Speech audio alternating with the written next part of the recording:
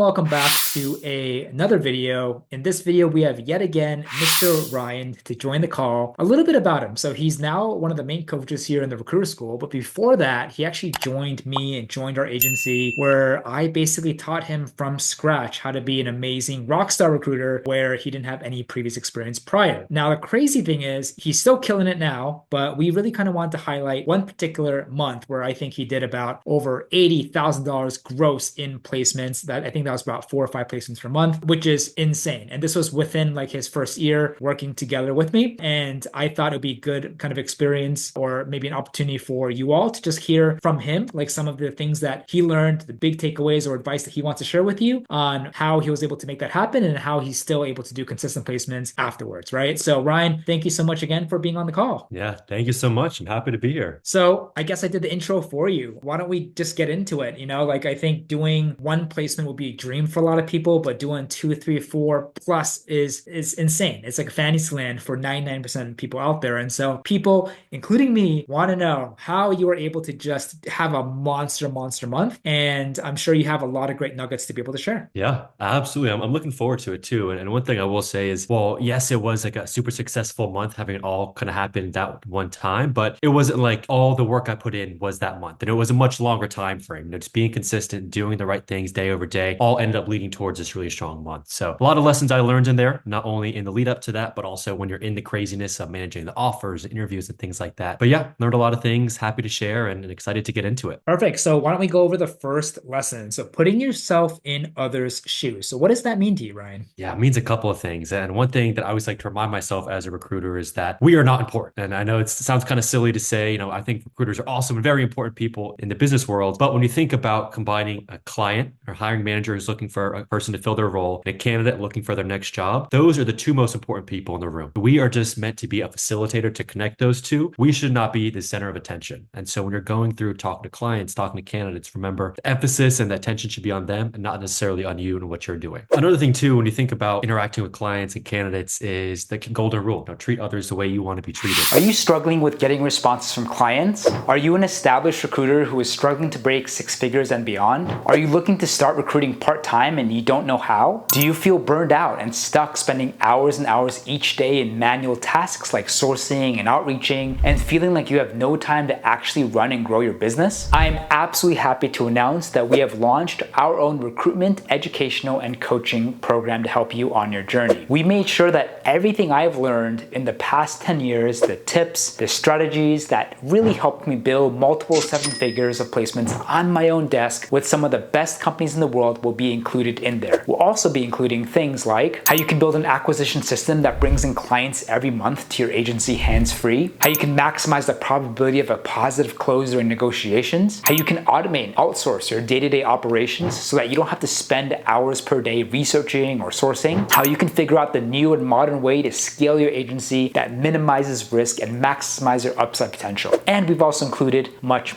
more. The best thing about this is not only will you be getting amazing content, but we will also handhold you and be with you every step of the way to make sure that you are held accountable and you crush your goals. We'll also share with you our own tech stack, tools, and plugins we actually use, plus everything else we know about automation and AI to help you save time, work smarter, and not be a slave to your business. The exciting news is that we've actually rolled this out to a select few people earlier this year, and I'm excited to see them well on the way to multiple 6 figures, with some breaking $30,000 to $50,000 per month already. So if you're interested to be a successful recruiter that can dominate in any market conditions, make sure you click on the link below to chat with another member of our team, and we're happy to chat with you to see if we can help you out. Make sure you jump on this really quickly. See you on the other side. Another thing too, when you think about interacting with clients and candidates is the golden rule. Treat others the way you want to be treated. And so not only is that just a good life lesson in general, but also holds very true to the recruiting world. And so I found that I was the most successful and am the most successful when I treat people the way that I would want to be treated, treating them with respect and attention to detail, and just trying to give them, both the client and the candidate, just a fantastic experience throughout the entire interview process and things like that. So always focused on being the best you can be for the other people.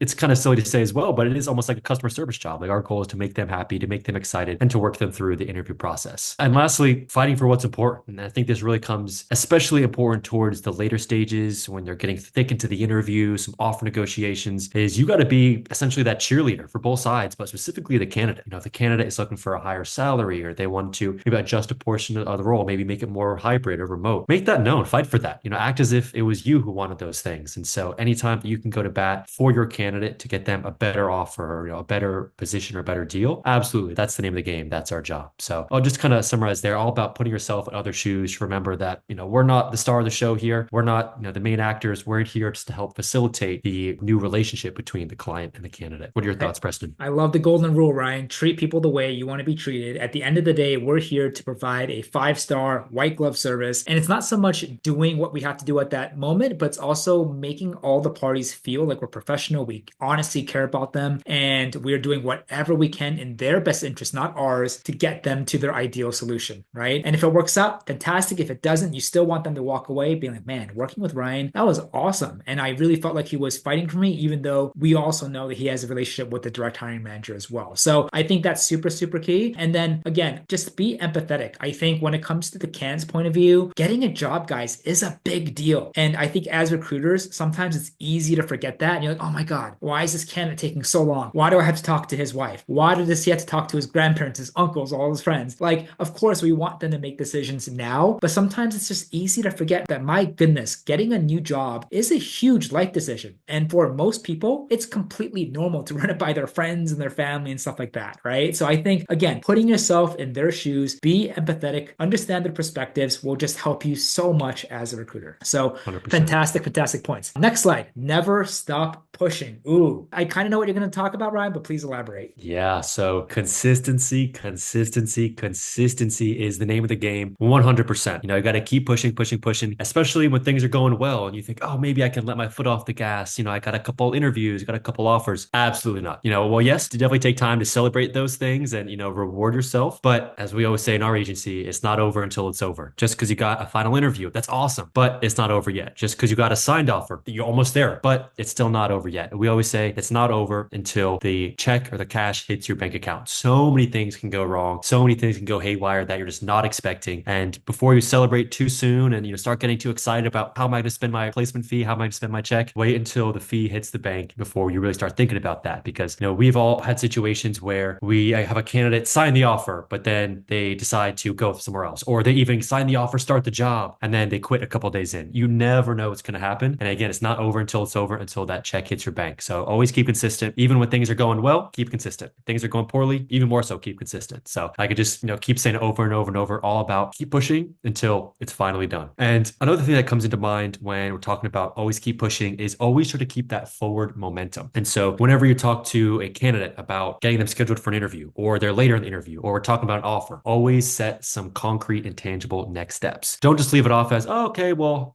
get back to me sometime when you chat with your husband, your wife, your business partner, whatever. It's always a situation where you should say, all right, how does tomorrow at 2 p.m. work for us to check in again? Always make it concrete, make it specific, so they know that whatever the next step is, and make it time bound. They know when they have to do that next step by. So you never want to be in a situation where you're just kind of open-ended waiting for a client or a candidate to get back to you. No matter the situation, always make sure that you and the candidate, or you and the client, know what is the next step in this sequence and when do we need to do that next step by. Sometimes when you do that, you might feel a little pushy, or you might have some internal reservations about reaching out to a client and be like, hey, like what's next steps. And I get that. That's something I definitely felt in the beginning, but that is really a necessary part of the process. You want to respectfully but consistently nudge, be like, all right, what's the update with this client? What's the update with this candidate? When can we schedule an interview? So it is a fine line you have to walk, but don't be afraid to step out of your comfort zone a little bit and make sure that everyone knows, A, what the next step is, B, when it needs to happen, and just continue to push that train forward. I resonate with this so much, especially with that last point. You just gotta find ways to keep the conversation going, because if you give them control, if you give the other party power, they control the speed. Your momentum could just die after all that hard work you put in. So you gotta do whatever you can to keep that ball into your court and control and keep pushing and keep filling the future calendar dates, so you know that the conversation keeps moving forward, right? I think that's absolutely huge. Another thing that kind of comes to mind is you just gotta manage your emotions, right? In recruiting, my goodness, you're gonna get highs, you're gonna get lows. And it's so easy during the lows when when you just don't want to push anymore, you don't want to work anymore, you don't even want to get out of bed, right? And I think Ryan started this slide perfectly. Consistency, consistency, consistency. You got to take this as a job. And it's super hard doing it yourself as a solo recruiter because you don't have a boss or a manager to log in or to report to, right? You got to be the executor, the recruiter, and your boss at the same time. And to have someone tell you, do work is easy, but to make yourself do it, that's significantly harder. So you just got to really treat it like a job, keep your head down, show up even when you don't want to, and be consistent every single day. Because if you want to see results next month, it's a result of what you do now. If you want to see results third month from now, it's a result of what you do next month, right? And you can't be spotty with your delivery and your production and with your work, then your results will just be spotty. So again, I love it. It's not over until it's over. Wait until that cash hits the bank account. Wait until you see those numbers live in your online checking, and then you can maybe get a little breather. But this is something I resonate with, guys. Working for yourself is the hardest thing you will ever do. In business is going to be the hardest thing you're ever going to do. You can learn all the buzzwords and technology, but the one thing that should just be a non-negotiable is you need to make sure you just show up and do the bare minimum every day, because if you can do that, the work, I promise you, will take care of you. All right. Organization is paramount. Super important. Yeah, I think organization is important for anyone, but for any recruiter even too. But where organization really comes into play is when you're looking to scale, right? If you're just working one role, you got a handful of candidates, you can get away with being a little sloppy without being organized. But the moment you're working multiple roles, you have a lot of candidates in play, it becomes crucial that you make sure you have all your ducks in a row. And when it comes to especially notes are huge. I take notes every time I talk to a client, talk to a candidate. Anytime I have some kind of chat with them, I want to write it down so I can always reference at a later date. And the reason that's important is because, when I was having that crazy month with all these deals and interviews and all that stuff happening at the same time, I would frequently run into a situation where I have a call with a candidate, immediately get off that call, have to call a new candidate, immediately get off that call, have to call a client. And so I'd be context switching so much, so frequently that if I didn't have strong notes that told me, okay, last time you spoke to Jeremy, you spoke to him about XYZ, follow up about XYZ. And so it's really about minimizing the amount of information that you need to remember in your head. If you can just put it all down on the paper, then when you need to context switch, you need to reach out to the next person, you can already check, okay, perfect. I'm chatting with Preston today about this. We need to talk about this. And so that is just crucial to not have to be in a situation where you're scrambling to be like, oh, what did I talk to that person about? What was the situation? Was it good? Was it positive? Was it negative? I don't know. So organization in anything, but especially on the notes side, I think that is crucial, especially if you're managing multiple roles, multiple clients. When every time you talk to a new client or a new candidate, you want to make it sound like you've been thinking about them all day. You know exactly what was on their mind. You remember exactly what we spoke about last time. And that's you come off more professional that as a recruiter, because you can tell them this is what we spoke about last time, this is what we're talking about now. And I think a good way to think about organization, especially time-wise, is to time block. I know this is something that Preston has been preaching for a long time, is to just break up your day, block out these couple hours I'm going to do business development, these couple hours I'm going to talk to candidates, these couple hours I'm going to source. And if you do that and do that consistently, the results are just going to flow. And so I know for me personally, I believe Preston does this the same way. Morning business development, that's that business development time, from the morning till about lunchtime, talking to clients, reaching out to new clients, things like that. After lunch, candidates, having calls, doing follow-ups, submitting candidates, things like that. And so that has just been our flow. Feel free to adjust that for, your own lifestyle and your own calendar, but more about the topic of being able to block out your days to know what task you're going to do at what time is going to be huge to ensure that you get everything done that you want to. Yeah, this is super important. And time blocking can also be applied to people who are doing recruiting part-time or freelancing, right? So what I see a lot is that when people start freelancing or they start the motions of creating their own recruitment agency on the side with a full-time job, they start to kind of bleed your responsibilities for both in the same day, like whenever they can. And I think that just gets a little messy. So what I mean by that is, let's say you have a 9 to 5 job. Let's say you have a 10 o'clock break, you have a lunch break, you have like a 3:30 break. They would start doing like the responsibilities of their business or recruitment agency or side hustle in these breaks. It's just a lot of contact switching. It's totally possible, but I would just get a huge headache just even thinking about it, right? So I think like keep things clear and box things in and just make that separation of boundaries crystal clear. So if you have a job, do whatever you have to in the job in one block, and then be crystal clear. Okay, how much time can I allocate to my side hustle each day, each week outside of my job, and do whatever you can in that time block. Trust me, your future brain will thank you instead of contact switching back and forth. But biz dev in the morning, candidate in the afternoon, we prefer it. It works well for us. You can do the same thing. And the only other thing that kind of comes to mind is organization doesn't have to be expensive. A lot of people are like, oh my God, I have to download Evernote. I need to download all these organizational administrative apps or whatever. When I started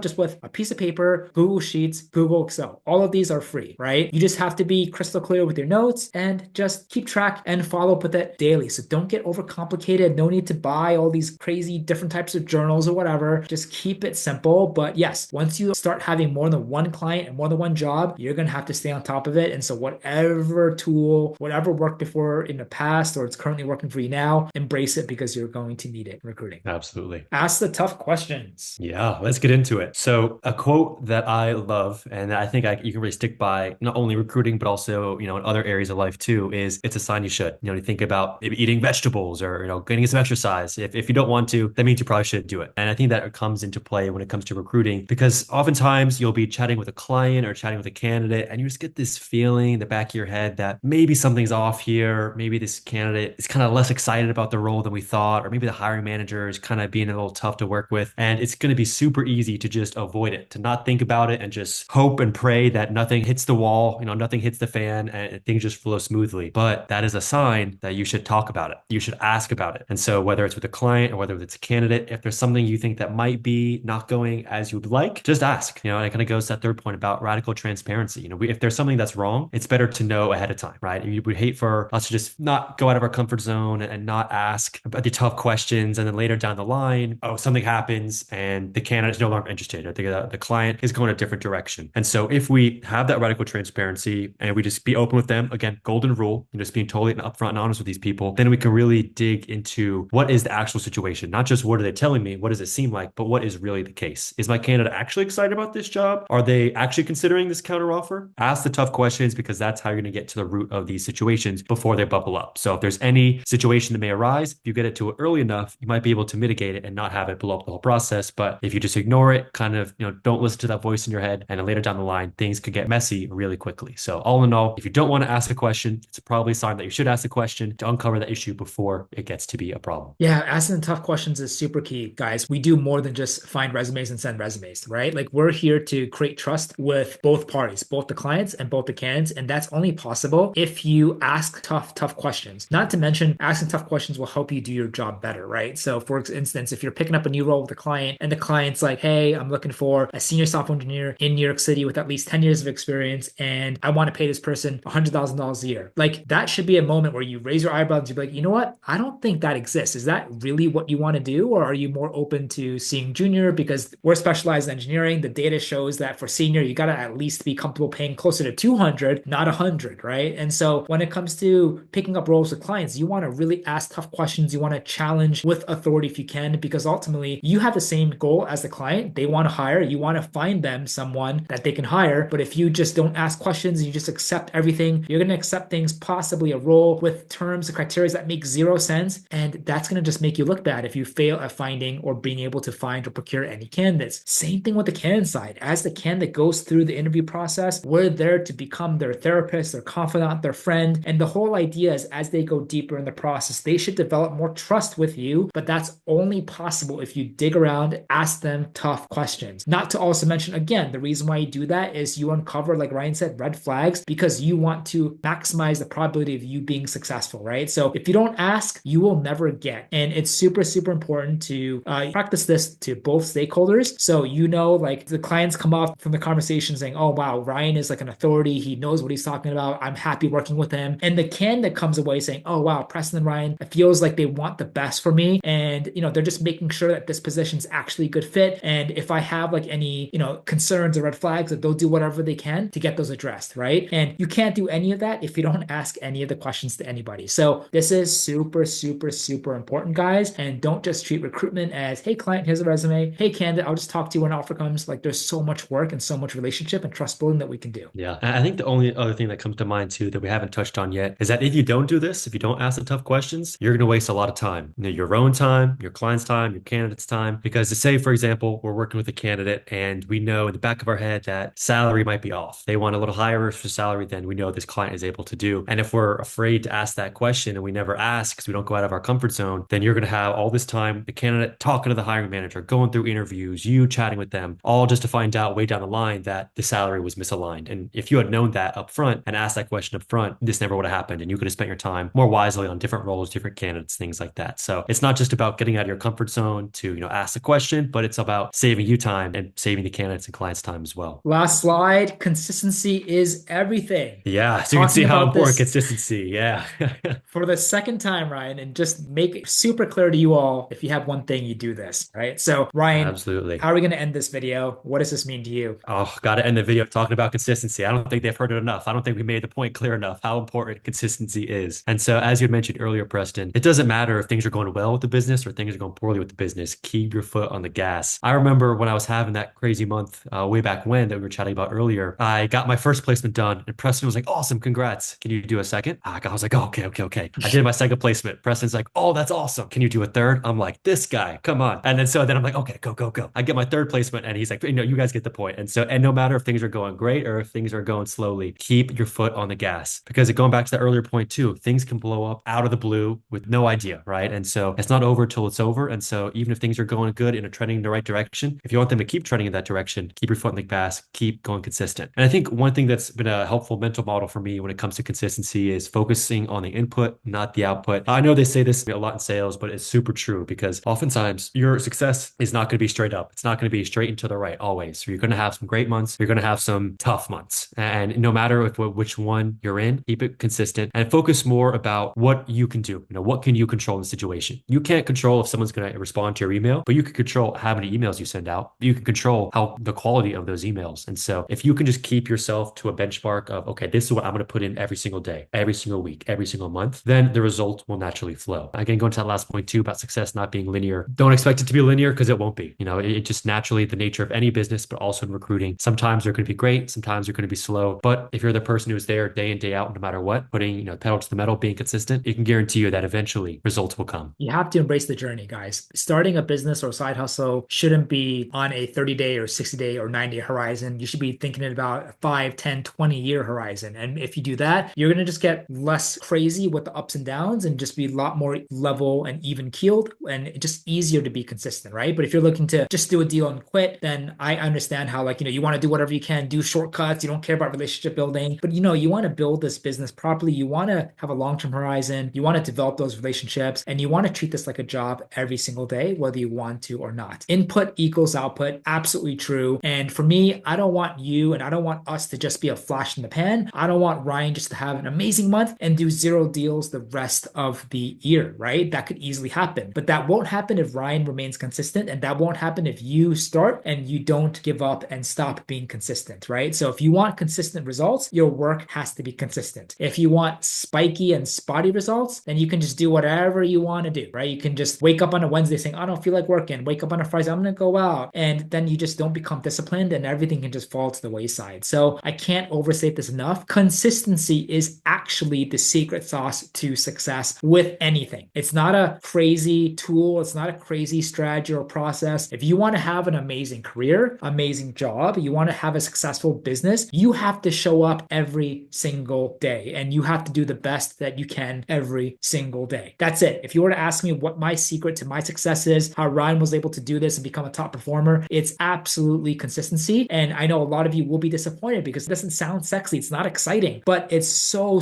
difficult to put into practice, right? And so if you can really take this to heart and just take away one thing from this video to implement consistency and hold yourself accountable, I promise you, you will see results at a level that you're not seeing right now. So Ryan, this was a monster month for you, but I know with you probably have your sights set on bigger and better goals, but is there one last kind of advice or takeaway that you kind of want to share before we end this video? Yeah, one last thing comes to mind, kind of going back off to what you had mentioned, Preston, about thinking long term. Like, don't just try to be a quick flash in the pan. And I agree wholeheartedly. And I'm sure I've said this in a prior video, but one thing I think about a lot, especially in terms of recruiting, is the quote, you want to play long-term games with long-term people, right? And it's easy and quick to have this mindset of, oh, I'll talk to this one client. If it doesn't work out, I can burn that bridge. I can talk to this candidate. If it doesn't work out, whatever, forget them. But if you do what we talked about and you use the golden rule and you treat others well and you're honest with them and you do have that long-term horizon, the relationships you build today will also pay you off way into the future. As you know too, Preston, some of our strongest clients are folks that we've been working with for years. And so if you think about the long-term view on your business and you know that, okay, whatever success I get today or next week or next month, awesome. Any troubles I go through today, tomorrow, next week, no, too bad. But if you just don't get too high and too low in each of those moments and just kind of stay even and stay consistent, the results will start to be compounding and they really will grow into the future. So in general, don't think about each of your calls as just something you talk to them once and never again. Build those relationships and you never know when you could be reaching out to them again in the future. Well, guys, I hope you enjoyed this video. There's really nothing special with me and Ryan. We just decide to work hard every single single day consistently and choose just not to give up. And we hope that this video can give you value in some sort of way. And we want nothing more than for you guys to take it, level up, and would love for you guys to absolutely crush this brand new year together. So Ryan, really appreciate your time. If you guys want to see other videos about other topics, please comment down below. We'll definitely make an effort to make that just for you. But again, appreciate your time, everyone. And thank you, Ryan. We'll see you on the next one.